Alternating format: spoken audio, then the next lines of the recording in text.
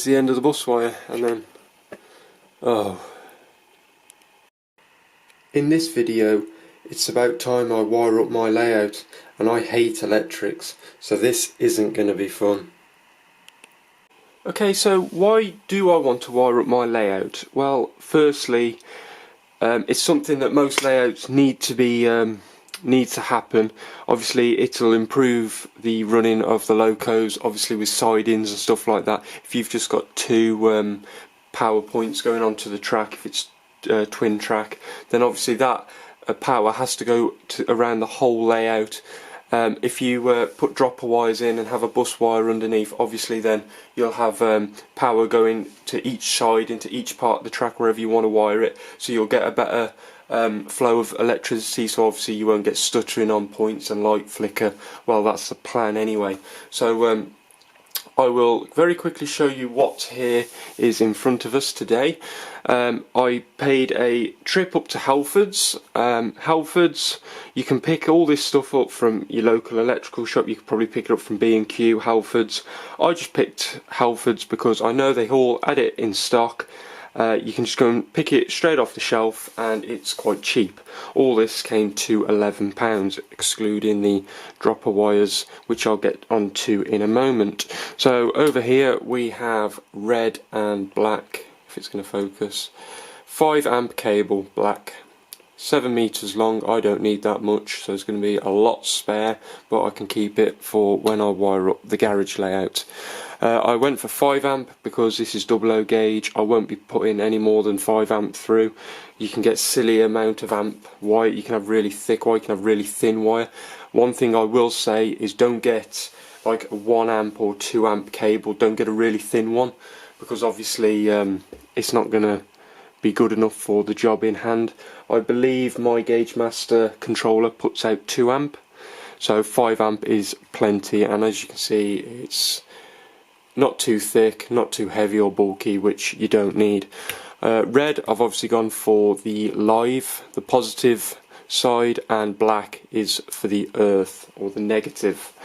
Over here you don't need these actually. I don't know if we'll focus on it. What's going on with the focus? Connector block. I just use these to end, once I've ran the bus wire, to end it. I can screw the end in and it just keeps it nice and tidy. Like I say, you don't have to do that.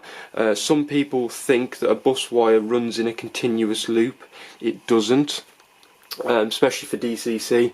Obviously you send in power, full voltage to the track, and then the chip controls the loco, so obviously that's why the power's on full, so your lights work, for example, but the loco doesn't move, and then you control it each chip. So if you ran it as a full loop, it would try and send the DCC signals from the controller both ways round the loop, and it would confuse the loco. Obviously if you send it round one way, only the signal can go the one way. So yeah, that's to end the base bus wire, if I can get my words out. And I'm going for a solder free approach. Obviously, as you can see, there is a nice new carpet in this room, and the wife would kill me if I decided to make a mess of it, because I will be soldering upside down. I can't lift the boards off. So I've gone for some cable connectors. I will open these and show you them a little bit later on in the video, but you can run your bus wire through, and then the dropper wire above, and then you clamp them together with a pair of pliers, for example, and then that saves you having to solder it. It'll break the plastic sheath around the wire, so you don't have to do any of that, and they just work nice and cheap, nice and simple. And then I've got the dropper wires. Like I say, I'm going for the solder free approach. I can solder in the garage. I wouldn't mind if I made a bit of a mess. I've not soldered in a good few years, so it's a bit rusty, so I probably should practice. But in here, for the time being, I purchased these off eBay.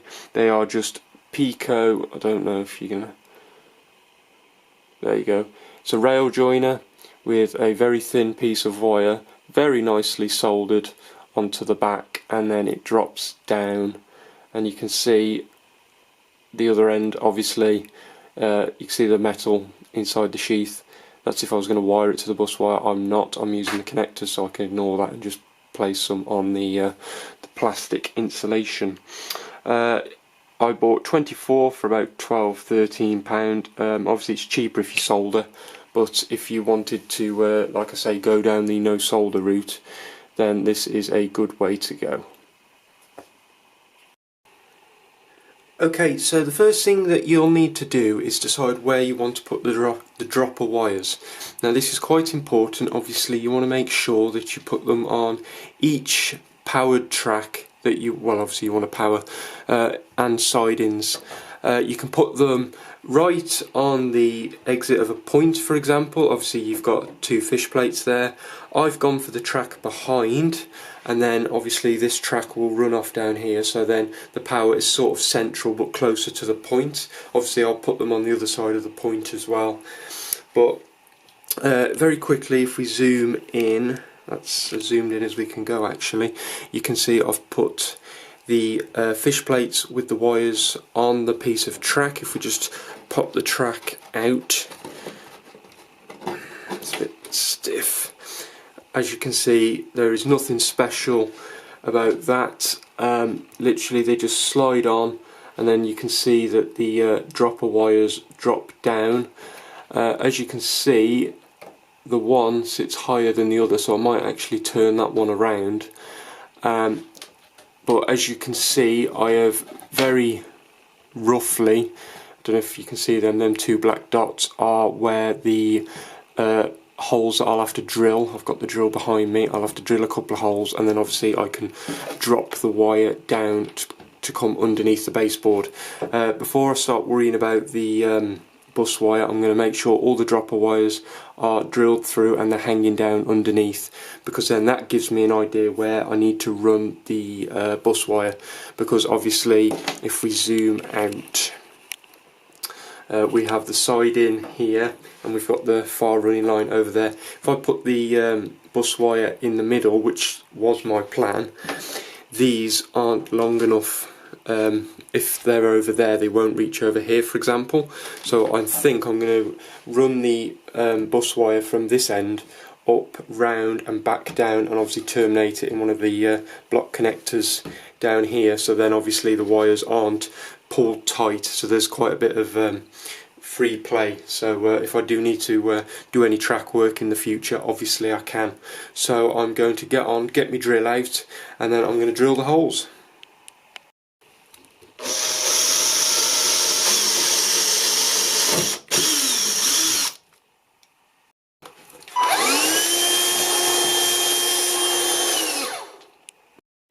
And voila, we have two drilled holes. Hopefully they are in the right place. I can see why people say on YouTube it's actually quite hard to drill or do anything while they're looking down the camera. Yeah, it's quite tricky. But let's see now if my drill holes line up where I would like them to be. Hopefully you can see this, because I'm not actually looking down the camera, so if it's terrible, I do apologise.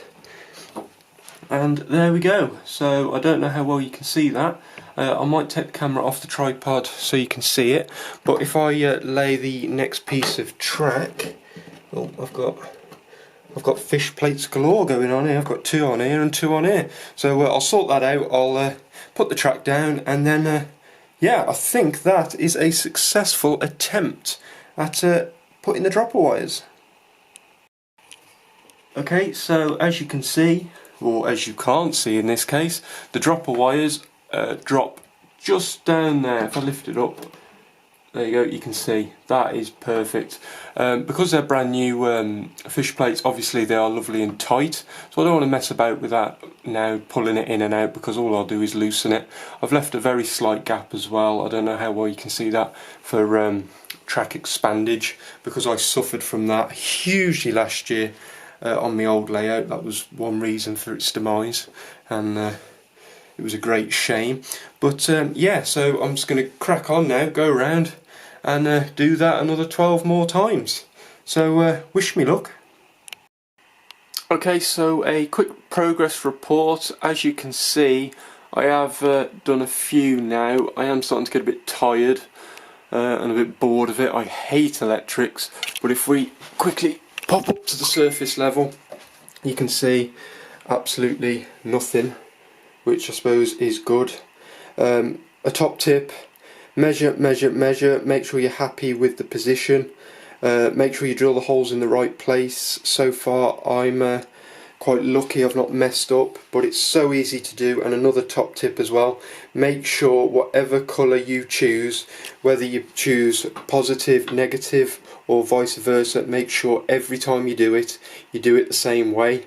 One time I'm putting positive at the front and negative at the back. I think it was here, I put it the wrong way round. Luckily I noticed it because I've put one in here, here and here. So yeah, that's just a thing to watch out for. But this is going to be fun when I start wiring it all up with the bus wire. Let's crack on. Okay, so just taking a break from the dropper wires now. I have screwed the base station onto the frame, and as you can see the controller is just on the top. I have ordered a caddy so that can sit tidily on here. Just screw it on there and then I can pop it in. So yeah, here's the base station. The bottom cable here, this one, is the power supply to the mains, and obviously this is the supply to the track. There's the positive and the negative, and the two above it are to the programming track. But obviously I'm not having a program track here, this is just the main. So this is the start of the bus wire, nothing special, believe it or not. And then as we work our way along, oh, it's starting to look messy, so I will try and explain what I've been up to. So yeah, you've got your positive, which is red, negative black. So they are screwed into the base station. That will send the current along the wires. Please excuse the temporary masking tape bodge. That's just to hold it up while I was wiring things up. I will properly fix that at a later date. Now here you can see, where shall we, if we come here, hang on, let me try and get you a better angle and then I'll explain what I've actually done. Okay, so here are two dropper wires that I have not attached to the bus wire, which is here and here. And obviously here are these little red things are the connector clips. So as you can see, if we follow this one from the down, the dropper wire, so that's from the fish plate on the track, and then it is clamped via the connector clamp here onto the bus. I've not had to solder. It's nice and simple, relatively straightforward. I did, oh yeah, it's this one, please focus. If we try and, this one, if I can get it to focus, it's not going to, I don't think. Yeah, so if we look at this one, you can see the metal that you just, with a pair of pliers, just clamp it and it cuts through both of the wires and it attaches them. And obviously here's the bus wire I've not got over there, that's the other droppers. But yeah, it's a nice, simple, easy install. Doesn't look very tidy. I can tidy it up at a later date. Obviously the bus will be attached higher up. But yeah, while I'm here, make sure, obviously, I keep saying it, but it's so easily looked over, I suppose, especially if this is your first time. Make sure your red, your positive, goes to your red bus wire, black to black. Obviously, if you don't, you'll cause a short circuit, and then you'll cause loads of problems, and it will probably take you a lot longer than you'd think to try and sort it and rectify it. So I'm going to carry on running the bus wire along here, and I'm going to start clamping these dropper wires. So if I get the camera onto the tripod, hopefully you can see me try and do one. Okay, so here is the connector. It's going to be hard to show you, but there's the metal that cuts into the wire. Obviously when that is compressed, it cuts through the wire, and I don't know how well, I think you can see there's a thin hole and a wider hole at the top. The top's the wider hole. That's for the bus wire, so you pop the bus wire in there, then the dropper wire goes in at the bottom, and then you just literally compress that. So let's try and do it with the positive. So here is the bus. I know this is going to be so hard to see, but you can sort of hopefully get a feel for things. So as you can see, that just popped on so easy. You can slide it along to where you need it to go. You get your bottom dropper wire, obviously make sure that they're both red because this is positive.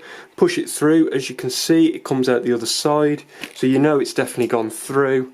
And then the fun part, you get your pliers and you compress like so, and then hopefully you can see that it is nice and flat, so the flap should go over the top. Actually, I'm just gonna, I don't think it's, there you go, I think that's, there you go, that's better. And then you can just fold the cover over the top to hide it. That one broke off, hence why it's exposed, but it doesn't matter. And then obviously you can see the dropper wire come out the bottom. Hopefully you managed to see that, and hopefully that was a very simple and easy install. So don't be scared, guys, honestly. I was a bit nervous at first, but I'm making good progress, so I think I'm just going to crack on now. This video is getting long enough as it is, so I think I'm just going to crack on and then yeah, show you the aftermath. Take care, guys.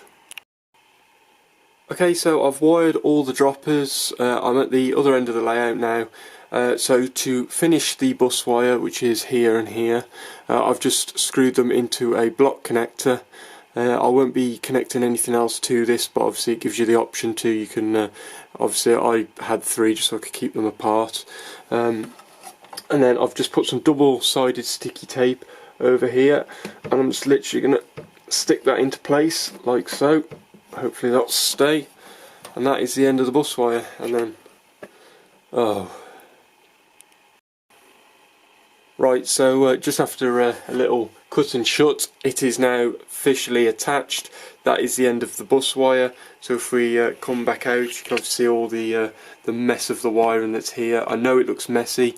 Next thing I'm going to do is just get some sticky tape and just sticky tape these connectors to the bottom, so then it will keep all the wiring nice and flush underneath, because there's no point having it all dangling down, because eventually it'll start snagging on the wires. And if I do decide to put something like storage boxes under the layout, which I do, and I catch them, then I'm going to give myself more headaches.